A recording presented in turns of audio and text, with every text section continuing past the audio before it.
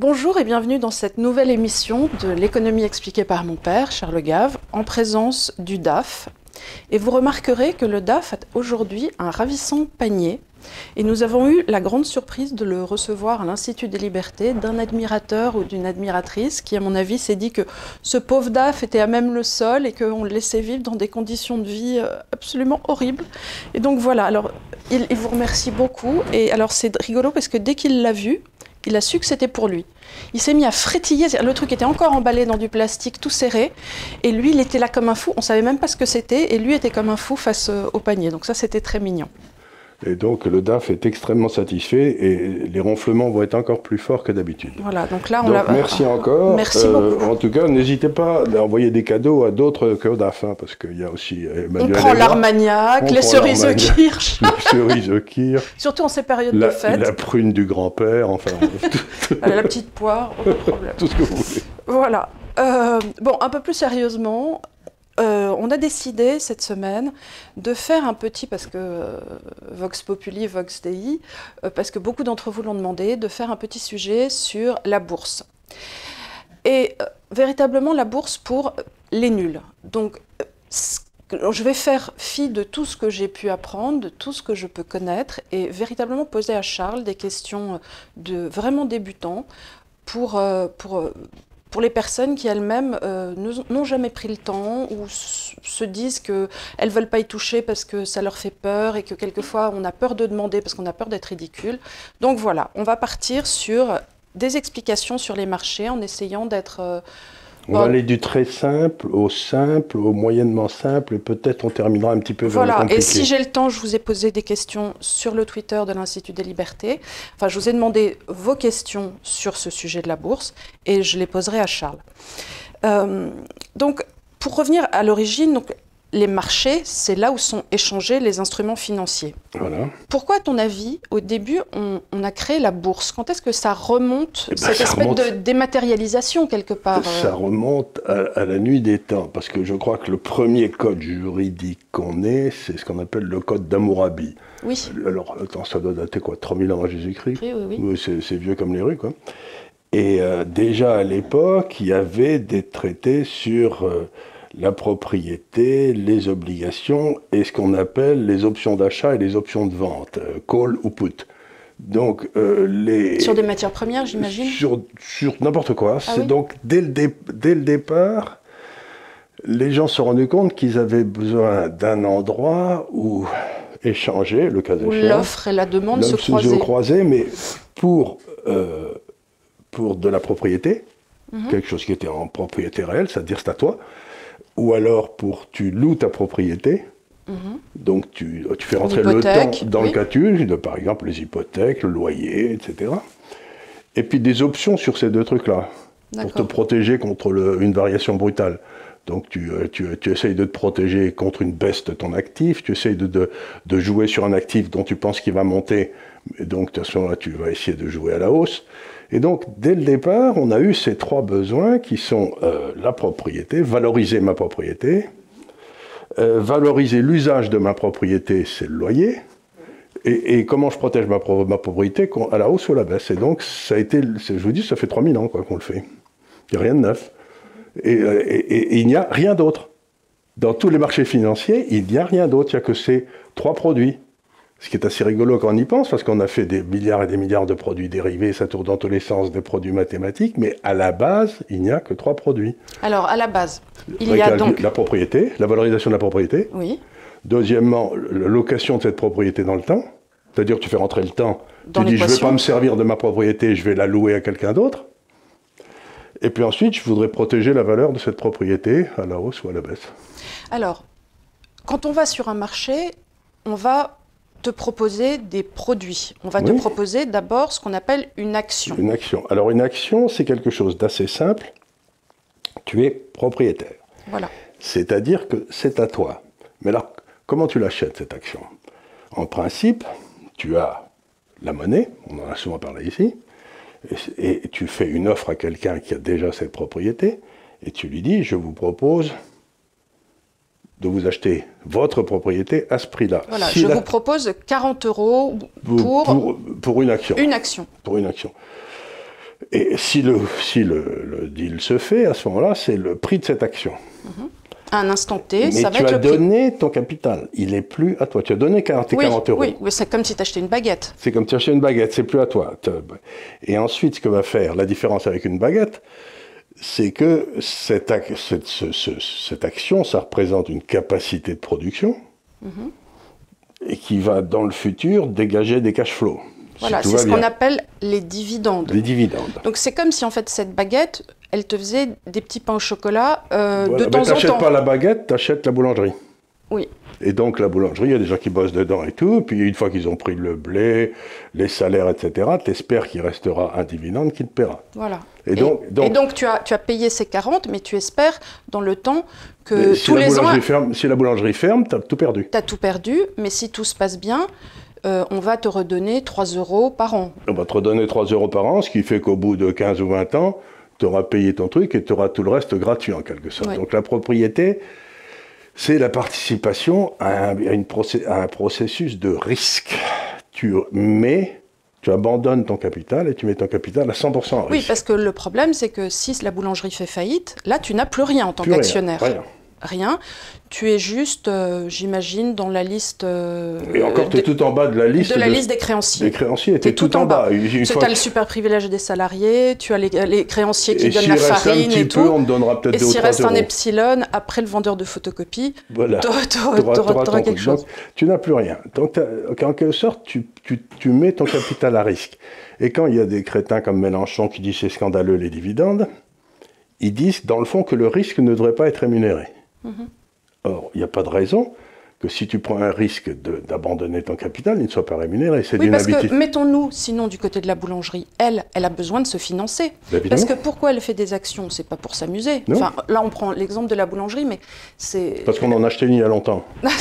Oui, c'est ça. Mais au-delà de ça, c'est parce qu'on parle toujours... Ils parlent toujours de CAC 40 et ainsi de suite, mais en pratique, ce sont des petites entreprises. Et en pratique, la plupart du temps, beaucoup de sociétés cotées le sont au second marché, le sont sur des capitalisations qui sont très petites, et enfin très petites par rapport à LVMH, et avoir recours aux actions, ça leur permet de se financer sans passer par une banque. Donc ça permet quelque part d'aller chercher le capital où il est, c'est-à-dire chez les rentiers, et espérer avoir un jeu qui soit positif pour les deux. Le rentier accepte.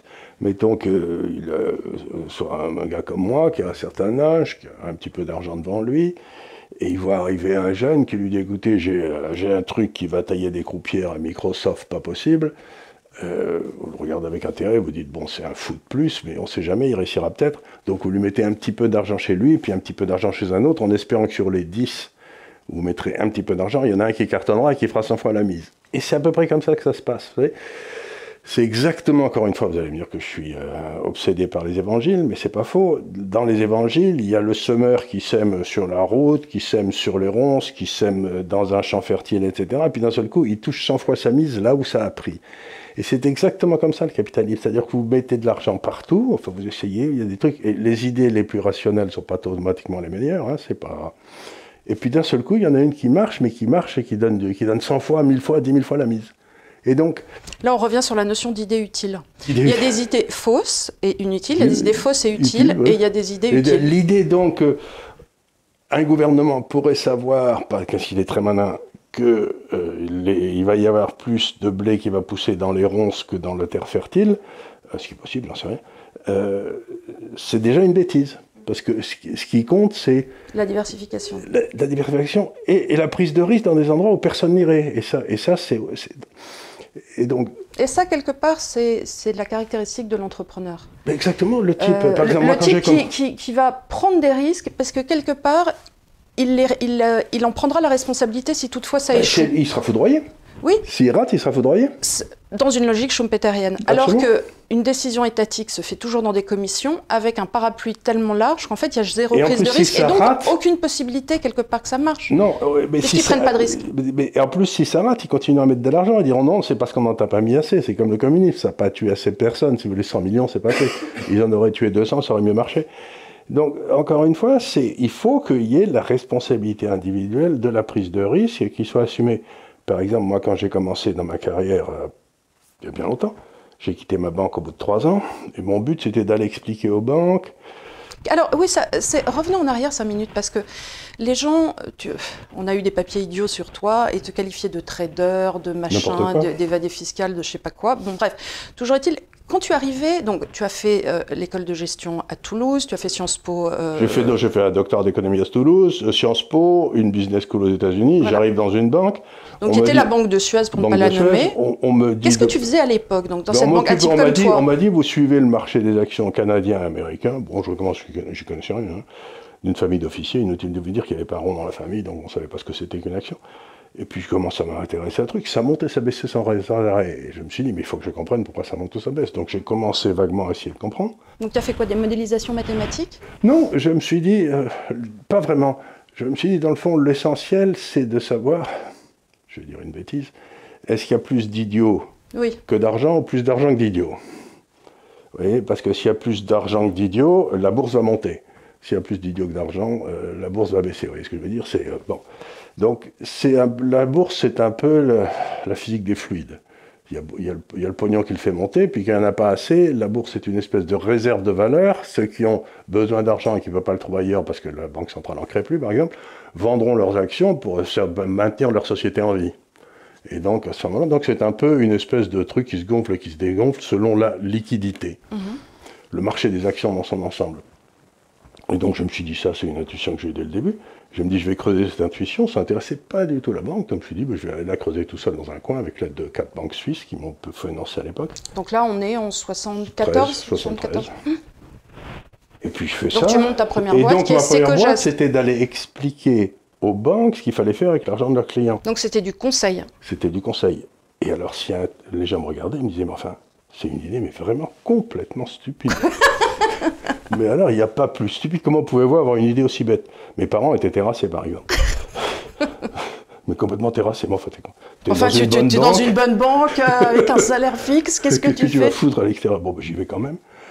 Et je fais ça. Puis assez rapidement, j'ai eu 350 clients institutionnels, c'est-à-dire des banques, qui étaient très contentes que je vienne leur expliquer. Puis ensuite, je suis parti gérer de l'argent, enfin parti pour Londres, puis gérer de l'argent, ça c'est la suite de ma carrière. Mais donc, au départ, il y a une idée, et une idée qui n'est pas automatiquement extrêmement intelligente aux yeux du grand public. Souvent... Oui, mais de toute façon, tu ne t'adressais pas au grand public, c'était Oui, mais les gens me disaient tous, les banques savent quoi faire de l'argent de leurs clients. Ben, je leur dis, non. Je suis dedans, ils ne comprennent rien. Et donc, bon, j'ai fait ce que j'ai fait toute ma vie, j'ai jamais rien fait d'autre. Gérer de l'argent. Donc quand les gens me disent que je suis un trader, je n'ai pas donné un ordre en bourse depuis 20 ans à peu près. Quoi. Non, tu as fait. En fait, ce qui s'est passé, c'est conceptualisé le business. Tu as conceptualisé. Donc, ce qui t'a amené à faire des recherches poussées, parce que quelque part, on ne peut pas conceptualiser sans faire de la recherche. Donc, voilà. Une grande partie. Ce qui veut dire des données. Des données, c'est une grande partie de vos activités chez GAFCAL, c'est acquérir des données. Trouver les endroits où sont les chiffres, et dire aux gens ces chiffres sont importants, les analyser, les analyser, trier le bon grain de livret, ouais, exactement. En sortir une pensée, et dire, en tout cas, les opposer, parce que ça c'est toujours très important pour vous, d'avoir cette réflexion. Il y a des gens qui ne sont pas d'accord. Voilà. Et à l'intérieur de la boîte, par exemple, moi j'ai une opinion, Anatole Kaletsky, mon associé peut avoir une opinion complètement différente, c'est en général le cas d'ailleurs. Et puis, on va tranquillement devant les clients, et puis on dit, bon, voilà ce que Charles pense, et voilà ce qu'Anatole pense, et les clients sont très contents parce qu'ils ont le même débat chez eux. Oui. Et donc, ça veut dire qu'il faut essayer de comprendre, et ensuite, une fois qu'on a compris, il faut accepter que cette pensée de compréhension soit mise au défi des autres pensées. C'est-à-dire que si on se trompe, il y a quelqu'un qui va vous dire, tu te trompes là, quoi. Et ça, c'est très important. Donc, les actions, c'est simplement la part de propriété. Et deuxième produit, c'est les obligations. Les obligations, qui est une forme de... Tu loues ton argent. À la place de l'investir, tu dis, écoutez, j'ai pas besoin d'argent pour les 10 ans qui viennent. Si vous voulez, je vous le prête. Et on va se mettre d'accord maintenant sur un taux d'intérêt, où vous allez me payer chaque année, et le remboursement, la date du remboursement. Donc, à ce moment-là, c'est un contrat dans lequel tu fais intervenir le temps. Alors que dans les actions, il n'y a pas de notion de temps. C'est-à-dire que les actions, c'est à l'infini. Tant que tu es propriétaire. Tant que tu es propriétaire, tu es propriétaire. Avec le haut et le bas. Avec le haut et le bas. Donc, en principe, obligation, c'est un système où tu retrouves ton pognon, sauf s'il y a une discontinuité comme la faillite de celui à qui tu as prêté. Bon, à ce moment-là, tu as tout perdu, mais ça, c'est pas de pour. Mais tu te retrouves quand même à un meilleur endroit qu'un actionnaire dans la liquidation. Et en plus, si tu achètes une obligation d'État, en principe, tu fais pas faillite. Alors, quelle est la différence entre justement une obligation de société et une obligation d'État une obligation d'État, c'est-à-dire que l'État français émet une obligation et la valeur de cette obligation est garantie par la capacité de l'État français à imposer les Français. Donc tu es en quelque sorte tu es remboursé par les impôts à venir. Et une obligation de société, je sais pas, il y a Saint-Gobain qui émet une obligation et qui est garantie par la capacité de Saint-Gobain à gagner de l'argent, à rembourser de l'obligation. Parce que très souvent, sur les réseaux, j'ai des gens qui me disent « Oui, mais Charles, il a dit d'acheter des obligations chinoises. » Or, ils me sortent les obligations chinoises. Je dis « Mais vous a jamais dit d'acheter des obligations de sociétés chinoises ?» Non, je te parlais d'obligations de l'État chinois. Et ça m'énerve. Je dis « Il vous a toujours dit des obligations d'État. » Et il faut quand même, au bout d'un moment, faire la différence entre les obligations du privé et les obligations du public. J'ai jamais recommandé des obligations chinoises, d'abord parce que vous faites rentrer, quand vous allez... Bon, on considère dans le métier que je fais qu'une obligation d'un État sérieux, par exemple la Chine, ou le Japon, parce qu'on a parlé du marché obligataire. Ou la France, on pense qu'ils vont toujours rembourser leurs dettes. Donc on dit c'est le placement sans risque. Mais si tu achètes une obligation du secteur privé, par exemple de Saint-Gobain, il y a le risque de la faillite. Oui, comme toute il y a le risque de la création destructrice. Alors, si Saint-Gobain fait faillite, tu ne vas pas être remboursé. Donc, comme tu as un risque de ne pas être remboursé, les taux d'intérêt sur Saint-Gobain seront un peu plus élevés que les taux d'intérêt sur l'obligation d'État, de façon à te compenser contre la probabilité de ce risque, qui, dans le cas de Saint-Gobain, qui est calculé, que le marché estime. Oui. Alors, si tu achètes Saint-Gobain, bon, on dit c'est pas très loin de l'obligation d'État parce que c'est quand même pérenne comme. Ça fait 260 ans. Cela dit, on devait dire ça de Kodak dans le temps. Mais Saint-Gobain, ça fait 300 ans qu'ils sont là. Je crois qu'ils avaient été créés par Colbert ou je sais plus qui, donc ça remonte à la nuit des temps. Donc ça fait un petit moment qu'ils sont là, ou l'air liquide, j'ai pas beaucoup de doute. Mais si tu achètes une petite obligation émise par une petite société de venture capital à Paris, bon, là tu repères le taux d'intérêt sera beaucoup plus élevé. Et si tu prêtes ta boulangerie dans les Pyrénées, si tu veux, là aussi ça sera beaucoup plus élevé parce que le risque est beaucoup plus important. Alors, donc il y a dans les marchés des obligations, il y a la durée du risque qui est mesurée par la durée du temps qui est mesurée par l'obligation d'État. Et combien sur 10 ans, les taux sont à temps par an, etc. Bon, très bien. C'est le temps, on mesure le temps. Puis ensuite, tu dois avoir une prime pour le risque de faillite. Oui, bien sûr. Et donc, dans les obligations, tu as toute une échelle de risque qui est mesurée dans le marché, qui est l'obligation qui va de l'obligation de très grande qualité au junk bond. Puis ça monte comme ça. Donc, le marché s'essaye à mesurer et le temps et le risque de faillite. Alors justement, là, tu viens de parler de junk bond, ce qui m'amène quand même à ces autres produits qu'on appelle les produits dérivés. Alors là, j'arrive à la troisième chose que j'ai dit, les calls et les puts. Voilà. Alors là, accrochez-vous les enfants, c'est pas si compliqué que ça. Ils en ont fait des choses très compliquées. Maintenant, ils vous expliquent ça que c'est très compliqué, mais vous savez... Enfin, tu as des protocoles juridiques à chaque fois. Oui, mais parce que ça, c'est les avocats qui ont besoin de gagner de l'argent, les pauvres. Il faut être indulgent avec les avocats. Comme disait, je crois que c'était Chateaubriand, il faut être économe avec son mépris compte tenu du grand nombre des nécessiteux. J'ai toujours trouvé ça une phrase merveilleuse. Donc, alors, mettons que vous êtes absolument certain, mais sûr, que l'or va monter. Bon, très bien. La réaction, la première, c'est que vous allez vous acheter de l'or. Puis vous dormez dessus, et puis vous attendez qu'il monte. Et puis vous dites, non, mais je suis certain qu'il va monter dans les 6 mois. Donc vous avez vraiment une conviction. Et donc plutôt que d'acheter de l'or et de faire la hausse, comme ça, vous achetez à 100, ça monte à 110, vous avez gagné 10, vous êtes très content. Ou 20, 120. Vous achetez une option d'achat. Une option d'achat. C'est-à-dire que vous avez un gars qui a de l'or, Mais tu l'achètes tout, cette option Il y d'achat? a des marchés, c'est coté. Oui. C'est coté. Il y a des... L'or, mettons, à 1800 aujourd'hui, par exemple, 1800 $ par once. Et il y a un gars qui va vous dire, bon, si l'or passe au-dessus de 2000, on est à 1800, donc il faut d'abord qu'il aille de 1800 à 2000. Hein. C'est un peu comme quand tu joues des chevaux. Oui, attends, pas vraiment. Pas parce vraiment. que quand tu montes de 1800 à 2000, bon, il faut d'abord qu'il monte d'à peu près 10%. Bon. Puis au-dessus de 2000, tout ce hausse supérieure à 2000 sera à vous. C'est-à-dire que si on passe de 2000 à 2500, vous toucherez 500. Oui, tu toucheras le delta. Et pour ça, je vous vends cette option d'achat, sur de l'or que j'ai moi, à 100. D'accord, donc il se rémunère au passage. Donc lui, il touche 100. Oui. Et si l'or n'a pas dépassé 2000, bah, tu les as perdus en 6 mois. Tu as tout perdu. C'est une option d'achat. Mais plutôt que d'avoir mis 1800, tu n'as mis que 100. Et donc, tu gardes tes 1700 dans un coin, et tu as fait une... Tu peux acheter des actions avec pour diversifier. Pour diversifier, tu peux les mettre ailleurs, voilà. Et donc, tu t'es fait une option d'achat, et donc, si l'or va à 2500, tu as payé 100, tu as touché 500, et tu es très content. Donc, c'est pour les gens qui veulent jouer une hausse. Maintenant, revenons à l'or. Alors, soit tu as une information privilégiée, Soit tu as une information privilégiée, soit tu spiles. tu spiles. C'est un instrument de spéculation. De spéculation. Est-ce que pour toi, c'est un peu ce qui se passe sur le Bitcoin, enfin sur les monnaies? Non, attends, le Bitcoin, on y reviendra, parce que là, ça devient un peu compliqué, le Bitcoin, c'est autre chose. Mais sur l'or, donc, on peut acheter une option d'achat. Le type, lui, il a vendu une option d'achat. Donc, l'or, ça rapporte rien. Mais à partir du moment où il a vendu son option d'achat, il touche 100.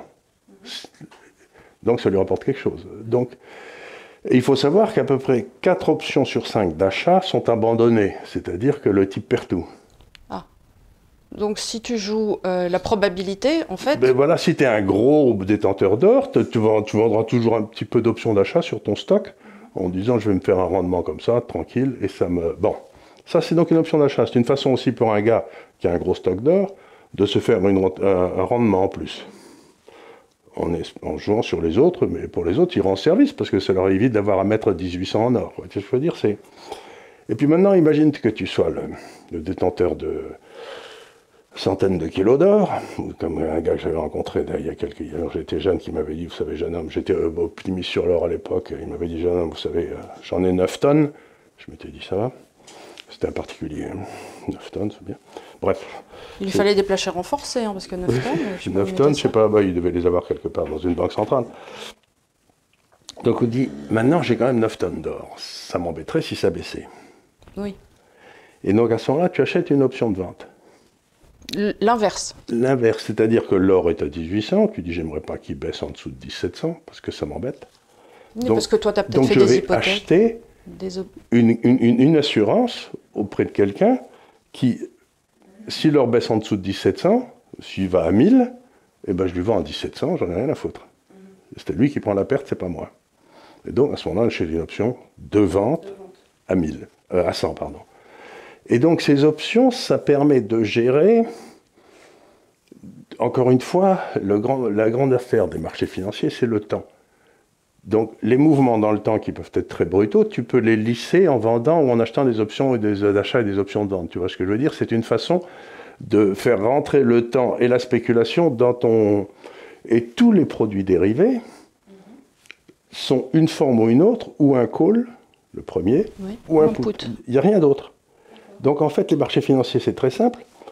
Tu as l'action, la propriété, l'obligation, le temps et le risque de défaut, et l'option d'achat et l'option de vente. Et il n'y a rien d'autre, ça n'est que ces 3 produits. Et quand tu réfléchis aux produits dérivés, par exemple, l'exemple je t'ai donné de l'option d'achat sur l'or, ben, tu as un acheteur et un vendeur. Donc, si tu nettoies tous les produits dérivés, les gens te disent, il y a 10 000 milliards de produits dérivés, ou j'en sais rien. Mais... ça n'est jamais à la fin de la journée qu'un plus et un moins. Ça n'est jamais qu'un put et un call. Ils s'annulent tous. Sauf s'il y a un gars dans la chaîne qui fait faillite, qui ne paie pas ce qu'il devait. À ce moment-là, ça peut avoir des effets. Donc les produits dérivés ne présentent aucun danger, sauf s'il y a un des vendeurs qui a vendu plein d'options et qui ne peut pas honorer. Et c'est ce qui s'est passé, aussi curieux que ça paraisse, en 2008-2009. Il y avait le plus grand groupe d'assurance américain qui s'appelait AIG, qui avait été créé par un type tout à fait remarquable. Et il y a un cornio à Londres qui, sans prévenir personne, dans la filiale de Londres, s'est mis à vendre des options de vente sur le Standard & Poor's.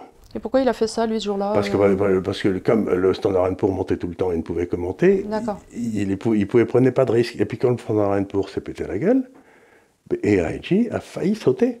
Parce qu'il fallait qu'ils honorent, qu'ils achètent le Standard & Poor's, qui était en train de s'écrouler au niveau où il était. Et donc, tout le monde parle de Lehman Brothers, mais en fait, la véritable raison du crack de 2008-2009, c'était ce cornio qui avait vendu des options de vente. Il n'y a rien de plus dangereux que de vendre des options de vente, parce que tu peux perdre à l'infini. C'est pas ce qu'avait fait Kerviel aussi? Oui. C'était aussi des... D'ailleurs, c'est des machines de guerre, ces trucs. Et d'ailleurs, mon frère, Louis Vincent, qui était sur les marchés asiatiques à ce moment-là, avait des copains traders qui l'appelaient en lui disant « Dis donc, t'as un gars français, je ne sais pas si tu le connais à la SocGen, parce que Louis Vincent était chez BNP Paribas, qui prend des positions qui étaient chaudes bouillantes. Qui étaient chaudes bouillantes. Et je n'ai jamais cru à l'histoire de Kerviel, parce que chaque banque, par exemple, à la BCE... a des thresholds. Non, mais c'est pas ça. A des rentrées et des sorties de capitaux qui sont calculées tous les jours. Or, avec des ordinateurs. Avec des ordinateurs, on sait très bien quelle est la position nette de la banque. Or, à ce moment-là, apparemment... Il a dû faire péter tous les seuils, il y avait des gens rouges. qui me disaient, il y a la Société Générale qui a des débits de 4 milliards d'euros. Comment ça se fait? D'où ça sort? Il y a des flux incroyables. Il y a des flux incroyables. Et donc, je ne peux pas croire que la direction générale de la Société Générale ne savait pas qu'il y avait 4 ou 5 à une époque où tout est instantané sur ordinateur, et à l'époque où tu devais envoyer un téléx et que le gars machin et puis qu'il fallait réconcilier à la main, bon ça c'était, mais donc ce que je veux dire par là c'est que c'est quand même dès qu'on prend des positions c'est comme de vendre à découvert une action. Vous dites par exemple, je connais des gens qui sont ruinés moi avec Telsa, si vous voulez, ils avaient une capitalisation boursière qui était égale à toute la capitalisation boursière de toute l'industrie automobile mondiale il y a 2 ans. Les gens ont dit, mais c'est complètement idiot, enfin, ils font que 10 000 voitures, toute la capitalisation boursière est complètement idiot. Ils se sont mis à vendre à découvert. Bon, ben, elle a quadruplé depuis. Donc, ils ont perdu 4 fois leur mise. Je connais un gars qui s'est suicidé d'ailleurs. Arrête, c'est horrible. Bien sûr. Et donc, quand vous mettez vendeur à découvert ou que vous vendez une option de vente, le risque de perte est infini. Oui. Puisque tu peux... oui. C'est infini. Quand tu achètes une option d'achat, ça va. Mais parce que tu as le papier. Hein. Donc, je veux dire par là, c'est des instruments très simples. Mais avec une énorme prise de risque. Si la prise de risque, qui sont très utiles pour se protéger, mais si on les utilise pour prendre des risques insensés en partant du principe que si ça marche, c'est pour moi, si ça ne marche pas, c'est le problème de la banque, c'est plus du tout la même chose. Donc, en principe, il faut qu'il y ait une surveillance de ces produits dérivés, mais d'enfer. Est-ce qu'il n'y a pas un risque à notre époque avec des modèles d'ordinateurs qui envoient un peu des ordres de manière automatique, justement avec des algorithmes, d'emballement de ces... Parce que tout est calculé pour... Donc on a les actions et les obligations, j'espère que les gens ont bien compris. Alors revenons au marché des actions. Vous avez le marché des actions, c'est là où, dans le fond, où on échange les titres qui ont des sociétés qui ont une certaine taille, etc. Et c'est quelque chose sur lequel on travaille beaucoup ici à Paris, et les gens, ça fait partie d'endroits où on diffère de ce que pensent le mainstream. Le mainstream, les professeurs d'université. Et n'importe quoi, c'est que vous n'avez pas un état dans le marché des actions, vous en avez 2. C'est-à-dire, les 2 tiers du temps, le monde est normal, et puis les actions bougent les unes par rapport aux autres, mais c'est ce qu'on appelle au hasard. Il n'y a pas de... Bon. Et puis, dans les queues de distribution, c'est-à-dire dans les endroits où les marchés deviennent très tendus, où il y a des paniques, etc., là, toutes les actions se corrèlent. Et à ce moment-là, c'est là où apparaissent les risques. Alors, pour vous faire comprendre ce que je veux dire, je vais utiliser une image. Vous avez tous vu des images de bancs de poissons. Bon, vous avez les poissons qui sont là, qui nagent tranquilles dans l'air. Il y en a un qui part à gauche, l'autre qui part à droite, un qui part en haut, l'autre qui part en bas, ils sont tous tranquilles. Puis il y a un prédateur qui apparaît. et vous voyez tous les poissons qui se mettent ensemble, et vous les voyez qui se mettent tous à bouger ensemble, ils sont tous ensemble. Oui, parce qu'ils font face au risque, c'est comme les oiseaux. Les oiseaux ont le même système quand il y a un prédateur qui apparaît. Eh bien, les marchés font exactement la même chose. C'est-à-dire que quand il y a un prédateur qui apparaît, qui est en général justement quelqu'un qui a fait une grosse bêtise, tout le monde se met à aller dans le même sens et à bouger dans le même sens. Et ça veut dire que le risque augmente de façon phénoménale. Parce que d'un seul coup, si tu avais un portefeuille bien diversifié d'actions, il bouge assez peu dans l'ensemble. Mais si elles se mettent toutes à bouger en même temps, à converger, et donc le risque augmente, et la volatilité du marché augmente, et c'est là où tu perds les 50%, et c'est là où les gens sautent. Et donc, il faut bien se rendre compte que dans le marché des actions, il y a le marché normal, 65% du temps, ça monte, et puis ça bouge comme ça. Et puis, il y a à peu près 33% du temps, 35% du temps, où les bulles et les crashs ont la même signature mathématique. C'est exactement pareil. C'est-à-dire les bulles spéculatives, c'est-à-dire quand ça monte, tout monte en mode, il n'y a pas de raison, tout se met à monter. On ne comprend pas pourquoi, c'est-à-dire que tu analyses les flux des sociétés, il n'y a pas véritablement de raison de capitalisation. Par exemple, la bulle Internet de 2000, ça a été un classique. Quoi. Ah oui. Il y a des bulles immobilières, parfois. Moi, je me souviens, j'étais à Londres, vers l'été 99, l'automne 99, je me suis dit, je comprends pas pourquoi ce truc-là monte, j'ai tout vendu. En septembre, je sais pas quoi. En mars 2000, le marché avait plus que doublé. Ouais. Donc j'avais vraiment l'air d'un crétin. En mars 2001, j'avais l'air un peu moins bête, et en mars 2002, j'avais l'air vachement intelligent. Mais septembre à mars, quand le marché double, ça fait 6 mois, c'est long, hein. Et surtout si tu gères l'argent des autres, si tu gères ton pognon, tu dis, t'en parles pas à la maison, tu dis, enfin bref, t'en parles pas. Tu jettes ta voile pudique sur tes placements. Mais... Est-ce que c'est bien le moment pour changer de voiture? Voilà. Je sais pas si c'est un investissement immobilier, non, pas vraiment, bref. Et puis ensuite, quand tu es gérant institutionnel, au bout de 6 mois, tu as perdu tous tes clients. Mais je ne vous paye pas pour pas gagner d'argent alors que tout monte. Donc, les bulles, ça s'auto-entretient. Donc, il faut bien comprendre que le marché des actions, ça n'est pas simplement la somme du risque de valeur individuelle, c'est qu'il y a aussi un risque dans le marché lui-même, de par même la structure du marché. C'est-à-dire qu'il y a un deuxième risque qui apparaît, c'est que le marché se met en folie. Oui. C'est comme les paniques à la sortie d'un match de football où tout le monde s'écrase. Et est-ce que tu as peur de ça en ce moment? Il y a beaucoup de signes qui me disent que ça pourrait arriver. On pourrait passer dans une queue de distribution et à ce moment-là, personne ne peut rien contrôler. Avec l'influx inflationniste, l'impression monétaire. Tout le monde qui a été dans le même sens depuis 10 ans, chaque fois que les marchés baissaient, les banques centrales intervenaient pour l'empêcher de baisser. Donc les gens se disent, il n'y a plus de risque, donc ils se mettent à bourrer. D'où ta définition d'un portefeuille, ce que tu appelles antifragile. Voilà. Et alors, à ce moment-là, quand ça commence à apparaître, quand le marché s'agite beaucoup, en principe, il baisse. Il baisse, le marché.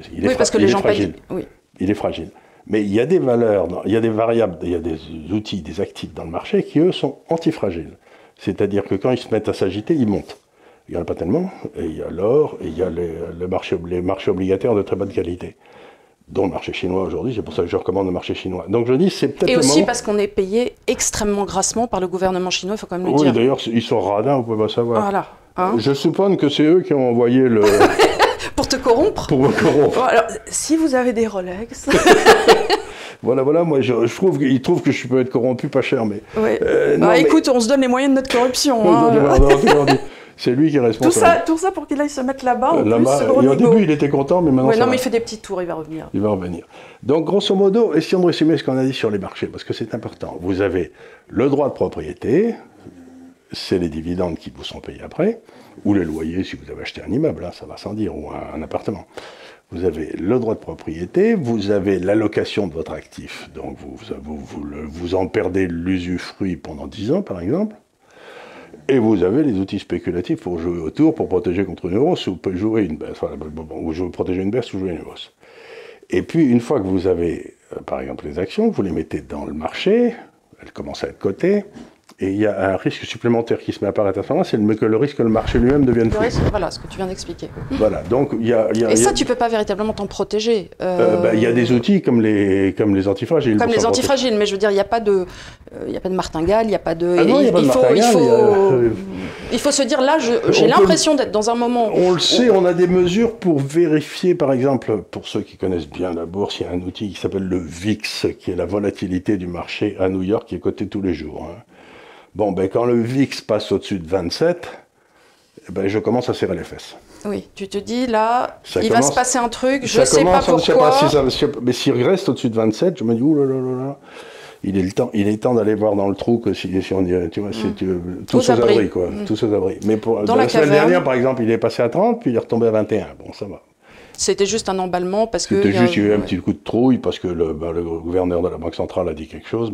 Mais en même temps, j'aime pas quand il y a ces petits coups de trouille parce qu'un petit coup de trouille, deux petits coups de trouille, puis après ça, ça veut dire que les marchés sont nerveux. Quoi. Voilà, et après tu te demandes si c'est pas l'arbre qui cache la forêt, c'est toujours pareil. Je me demande si c'est pas le... Mais en tout cas, si on reste au-dessus de 27... Parce que c'est toujours ta grande théorie que la bourse, c'est comme la pêche à la dynamite.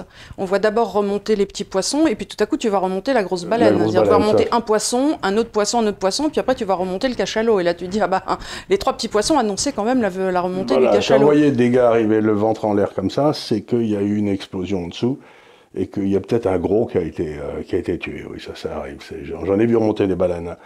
Je sais pas, par exemple, toute l'Amérique latine en 82-83, c'était une baleine d'une taille... Dexia, tu l'avais vu. Dexia, c'était pas mal. C'était un peu annonciateur d'une crise. Lehman Brothers et AIG, c'était bien comme baleine. C'était donc toute l'Asie dans les années 89, 87, 97, 98, 99. La Corée a sauté, la Thaïlande a sauté, l'Indonésie a sauté, c'était bien quoi. Alors ça donne aussi l'occasion de rappeler ce qu'étaient les emprunts toxiques, c'est ce qu'ils ont quand même fait, enfin je parle sous ta gouverne pour cette histoire de Lehman Brothers, ce qu'ils ont fait c'est qu'ils ont fait des produits avec différentes notations. Oui. Et vous savez, il y a un peu le Nutri-Score. Avec le Nutri-Score, on vous dit ce que vous pouvez manger, ce qui est vert et ce qui est rouge. Alors, ce que les gars ont fait, c'est qu'ils ont pris du beurre de cacahuète, ils l'ont roulé dans du Nutella, ils ont mis du nougat au milieu. Oui. Ensuite, ils ont fait frire le tout et ils l'ont emballé d'une feuille de salade. Oui. Après, ils ont mis le Nutri-Score et le Nutri-Score a dit « Ah ben c'est parfait, c'est une feuille de salade, allez-y, vous pouvez y aller, AAA, vous pouvez m'acheter ça. » Et là, on tombe sur un autre phénomène, encore une fois, c'est le méfait d'intervention de l'État. Et des agences de notation mais y a, dans un marché, il n'y a aucune raison que l'État reconnaisse la notation du risque fait par des sociétés privées. Ou bien il le fait lui-même et il le fera mal, ou bien on sait que ça va être mal fait, donc on sait que ça va être mal fait, on ne sera pas déçu, mais ou bien il dit aux gens, c'est à vous, compagnie d'assurance, de prendre votre risque, et nous, on constatera a posteriori si vous avez bien calculé. Parce que là, l'État a sélectionné 3 sociétés, dont une française d'ailleurs, dans le monde entier, et a dit, c'est vous qui allez calculer le risque. Donc, par exemple, il y a des compagnies d'assurance qui ne peuvent acheter que des AAA, c'est-à-dire des sociétés absolument impeccables, ou des bonds émis par des gens absolument impeccables. Mais si vous dites ça à une société du secteur privé, qu'est-ce qui va se passer? C'est qu'elle va créer des produits qui seront AAA, d'après la définition qu'elle a fait elle-même, mais qui n'ont aucun rapport avec la réalité économique. Donc les sociétés de notation ont commencé à donner des AAA, et on les payait pour ça. Hein. Oui, bien sûr. Les Goldman Sachs les payaient, donc Goldman Sachs faisait des produits complètement pourris, à qui on donnait AAA, et du coup les compagnies d'assurance pouvaient les acheter.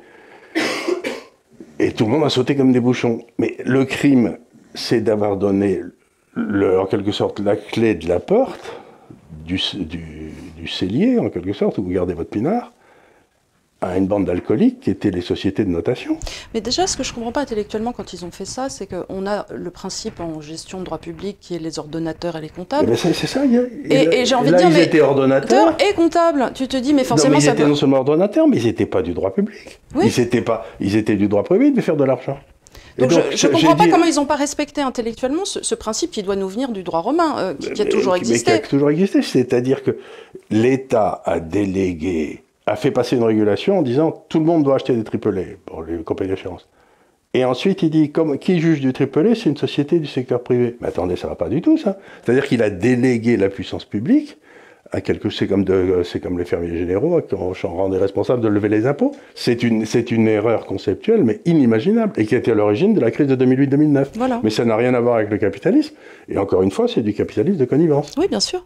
Parce que l'État est allé mettre ses gros doigts dans un endroit où il n'aurait jamais dû mettre ses gros doigts, comme d'habitude. Et il l'a fait, il l'a en plus délégué, donc en plus il y a eu du capitalisme de connivence qui est venu saupoudrer le tout. Donc on a eu le pire des deux mondes. On a eu le pire des deux mondes, et ça s'est terminé par une crise, et tout le monde vous dit... Et c'est les petites gens qui ont payé. Et regardez... Et personne n'est allé en prison. Enfin, c'est pour la première fois, personne. Personne. Pour la première fois dans l'histoire, il y a une crise financière gigantesque, il n'y a pas un gars qui a été en tôle. Et c'est pas faute de l'avoir demandé. Parce qu'aux États-Unis, il y a quand même eu des... Il y a eu des demandes, etc. Mais en France, par exemple... On a été touché par accessoires en France. On a été touché aussi dans les échanges commerciaux parce qu'à ce moment-là, les États-Unis ont complètement fermé leur circulation monétaire. Et c'est en cela, à partir de ce moment-là, que la Chine a décidé de faire son yuan. Donc il y a eu toute une série d'effets secondaires. Mais ce qu'il y a d'extraordinaire, c'est que, je sais pas, mais on a vendu des faux produits, on a acheté des faux produits, et il n'y a pas eu de sanctions. Donc, vous savez qu'il y a capitalisme de connivence quand il y a une crise et que personne n'est puni. Et c'est horrible parce que quelque part, tu en avais parlé avec Anis Ladjev aussi, c'est que ça a envoyé du coup un message quand même d'arrogance et de toute puissance au marché, puisqu'ils ont fait une énorme bêtise. Ils se sont fait prendre la main dans le pot de confiture et ils n'ont pas été punis. Ils n'ont pas été punis, mais c'est pire que ça. Du coup, ils continuent. Mais bien sûr, ils continuent. Mais tu es... un vendeur ou je sais pas quoi, ou un créateur de produits dans une des grandes banques d'affaires américaines ou françaises, et tu vas voir ta direction en disant, dis donc, ça va pas du tout, ça marche pas. Bon. On passe outre, ça saute. Normalement, tu t'attendrais à ce que les gars qui ont défendu le produit, alors que toi tu disais que c'était pas bon, saute aussi. Enfin, soit mis sur le côté, qu'on les évacue, qu'ils retournent à leurs études. Pas du tout, on les nomme chez Alstom. Pas du tout, d'abord on les nomme chez Alstom, et ils continuent, et toi tu es viré. Ce que je veux dire par là, c'est qu'à partir du moment où tu fais une société sans sanction, c'est les crapules qui montent. Ou les fous. Les gens bien, qui disent, mais non, c'est pas raisonnable votre truc. Ceux-là, on les envoie à l'agence de Nancy, quoi. J'ai rien contre Nancy. Oui, non, c'est juste que... Non, mais c'est le principe de limoger. Par définition, c'était envoyé à Limoges. Voilà. C'est tout. Alors, attends, ça... Ah oui, je voudrais juste qu'on... Tu l'as évoqué, mais c'est simplement pour revenir dessus, le fait qu'il y avait plusieurs marchés. Qu'il y avait le Forex, oui. Ça c'était le marché des devises. C'est un marché pour les taux de change. Voilà. Pour le marché devises. des capitaux, donc le marché obligations longues, etc. Ça, c'est le marché des obligations. Le marché des produits dérivés, le marché des produits dérivés qui est branché sur les deux autres. Voilà. Le marché des matières premières. C'est-à-dire que c'est le gars qui doit acheter du blé parce qu'il fait, voilà, il fait des pâtes. C'est encore un truc à part. Il fait des pâtes. Et les marchés monétaires. Et le marché monétaire, c'est le marché du jour le jour. Mais en même temps, il n'y a pas de différence fondamentale entre ça et le marché où vous allez le dimanche à Île de Ré ou je sais pas quoi, et où vous achetez des pommes et des carottes. Hein. Il y a des gens qui vendent, des gens qui achètent, il y a un prix, tout le monde est d'accord, et puis voilà quoi. Donc c'est vieux comme l'humanité, le marché. Quand les gens disent j'aime pas le marché, je leur dis mais ça va pas les gars. Quand on met deux petites filles ensemble, elles commencent à faire Elle fait la marchande. Elle fait Bien la sûr, marchande. C'est accessoirement la marchande ou le docteur. C'est pour ça que je suis persuadé que dans le fond, le capitalisme a commencé avec les femmes. Parce que les mecs, ils allaient se taper sur la tête mais ils pensaient pas à l'idée d'échanger. L'idée d'échanger est une idée très féminine. C'est vrai. C'est pas du tout. Les mecs, ils pensent à piquer le truc de l'autre. Oui, avec une grosse massue. Avec une grosse massue. Nous, on dit, tiens, si je te prête mes boucles d'oreilles, est-ce que tu peux me prêter tes escarpins? Par exemple. Voilà, et c'est ça le marché. Donc, je vais prendre les questions que j'ai posées. Alors, Raphaël Da Silva te demande, en termes de secteur d'activité, quels sont les secteurs que tu appelles communistes et dans lesquels on ne doit pas acheter d'actions? Alors, le secteur communiste, c'est le secteur, encore une fois, où l'État est prédominant. C'est-à-dire, je sais pas, vous prenez par exemple l'électricité, l'EDF, bon, vous prenez le gaz, vous prenez les éoliennes, vous prenez tous ces trucs-là, c'est des secteurs communistes. La santé est en train de devenir à toute allure un secteur communiste. Et ça se voit d'ailleurs par l'effondrement de la qualité et l'effondrement du niveau de vie des médecins qui y travaillent. La santé est en train de devenir un secteur communiste. Donc je suis très réticent à investir dans les valeurs de santé. Donc il faut presque définir dans l'autre sens. Essayer de réfléchir aux endroits où l'État n'a pas trouvé de raison d'intervenir encore. Je sais pas, par exemple, allez, L'Oréal. Dans le fond, l'État, il n'a pas grand-chose à dire sur la façon ce que les femmes se lèvent les cheveux, quoi. Bon, ben ça, c'est à l'évidence pas un secteur communiste, quoi. Bon, je sais pas, qu'est-ce qu'il peut y avoir d'autre la petite électricité comme Schneider, ou faire de l'hydrogène comme Air Liquide, tout ça, ils pourraient y intervenir, mais enfin, ils ont essayé, ils ne sont pas arrivés, puis ils sont sortis. Bon. Donc, encore une fois, la meilleure façon, c'est de vous regarder le conseil d'administration. Oui. S'il y a quelqu'un qui a été nommé, et qu'il y a voir qui les gars représentent. Si vous avez un conseil d'administration où il y a un tel qui représente, je sais pas, BlackRock, un autre qui représente une compagnie d'assurance, etc., ça va. Si vous avez un gars qui représente le ministère des Finances ou la Banque de France, vous vous barrez en disant merci beaucoup. Est-ce que la liquidité d'une action est importante? Est-ce que tu la prends en compte? Et est-ce que tu prends en compte la capitalisation boursière ou le volume, par exemple? Alors moi, je ne fais pas très attention à ça. Mais aujourd'hui, on est dans un système qui est complètement débile. Comment marchaient comment les gens, quand j'étais jeune, prenaient leurs décisions pour acheter une action? Ils regardaient l'action, ils essayaient de calculer la rentabilité espérée de cette action sur les 10 ans qui viennent. Ils calculaient de façon mathématique, mais enfin c'est pas très difficile, le cash flow, les dividendes qu'elle allait verser dans les 10 ans qui viennent. On faisait un calcul de valeur estimée, on comparait ça au cours de l'action. Si j'allais toucher 2 fois les dividendes dans les 10 ans qui viennent par rapport au cours de l'action aujourd'hui, ben, j'achetais en me disant ça paraît bien, je suis tranquille. Donc je faisais un calcul de rentabilité estimée. Et aujourd'hui, à cause des imbécilités mathématiques qu'ont permis les ordinateurs, on fait de l'indexation. C'est-à-dire que, par exemple, 80% de la hausse aux États-Unis, du marché des actions américains depuis un an et demi, qui a été très importante, c'est faite sur 5 valeurs. C'est-à-dire Google, Microsoft, etc. Les 5 grosses valeurs. Et comme il y a des gens qui achètent les indices qui sont calculés avec la capitalisation, c'est-à-dire on a des market cap adjusted, c'est-à-dire c'est la capitalisation boursière, aujourd'hui ces 5 actions représentent 30% de l'indice. Et donc plus elles montent, donc plus elles deviennent chères, plus tu en achètes. C'est exactement le contraire de ce que devraient faire les marchés. Donc on a introduit dans les marchés des actions un système communiste qui est plus tu es gros, plus tu as d'argent. Et c'est d'une imbécilité totale. Ça marchait quand il y avait très peu de gens qui faisaient de l'indexation. Parce que dans le fond, les valeurs étaient déterminées par les gars qui faisaient de bon boulot. Mais maintenant, comme tout le monde fait de l'indexation. Tout le monde fait de l'indexation. Il n'y a plus personne qui détermine le prix des actions. Et donc, c'est plus corrélé à aucune réalité. C'est des faux prix. Et donc, plus corrélé à l'économie. Et ce qui va se passer, c'est qu'un jour, il va y avoir un retour à la réalité. Et c'est là où se passera le crack, où les poissons se mettront tous ensemble.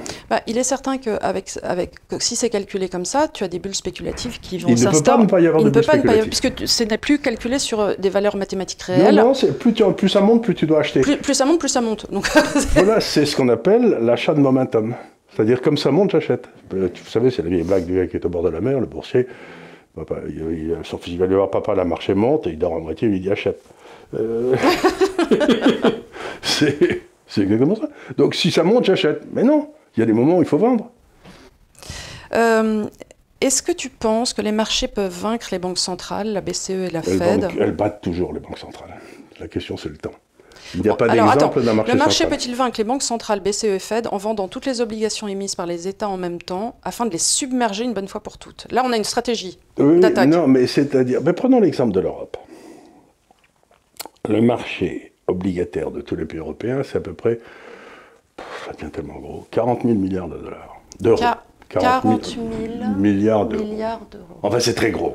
Ouais, c'est très gros. Attends, je suis obligé de réfléchir. Parce que 1 milliard, je comprends vaguement, 1000 milliards. C'est comme l'injection de 5 trilliards de Joe Biden dans l'économie. Voilà, j'ai 5 trilliards, je suis obligé de plisser les yeux. Trilliards, j'ai du mal. Bon. C'est trop de zéros.